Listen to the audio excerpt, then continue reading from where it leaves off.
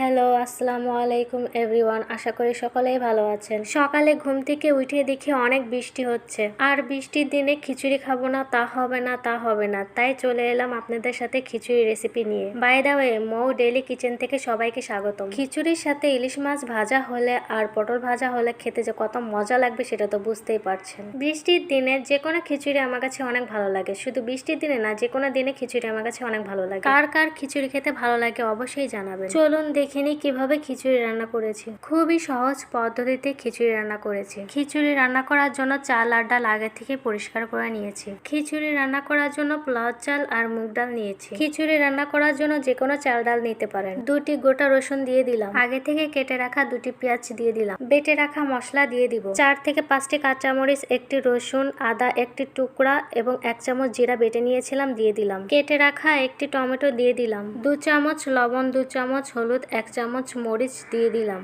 একটি কথা না বললে নয়, খিচুড়িতে প্রতিবার আমার হলুদ কম হয়ে যায়, এই জন্য এবার বেশি দিয়েছি। 2টি তেজপাতা, 3টি এলাচ, 4 থেকে 5টি গোলমরিচ, 4 থেকে 5টি লবঙ্গ দিয়ে দিলাম। পরিমাণ মতো তেল দিয়ে দিলাম। এখানে আমি সরিষার তেল নিয়েছি, আপনারা যে কোনো তেল নিতে পারেন। এখন ভালোভাবে মেখে নেব।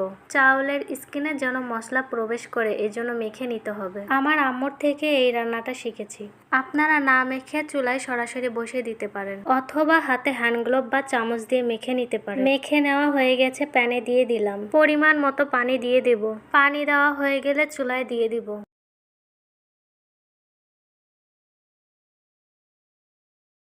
3টি কাঁচামরিচ মাঝখান থেকে কেটে দিয়ে দিয়েছি। ঢেকে কিছুক্ষণ রান্না করে নেব। হালকা বলক আসলে গ্যাসের চুলা লো করে দেব।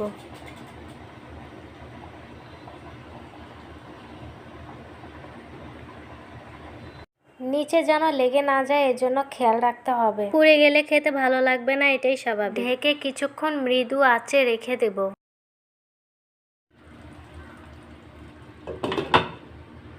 ফাইনালি খিচুড়ি রান্না হয়ে গেছে। আপনাদের কাছে কেমন লেগেছে অবশ্যই জানাবেন। নতুন বিবাহিত আপু অথবা ব্যাচেলার লাইফ লিড করছে এমন মানুষদের জন্য আমার রান্নার রেসিপিগুলি আশা করি অনেক উপকারে আসবে। অফিস থেকে সে এসে দেখে আমি খিচুড়ি রান্না করেছি উইথ ইলিশ মাছ, সে তো পুরাই সারপ্রাইজ। খেয়ে বললো অনেক মজা হয়েছে।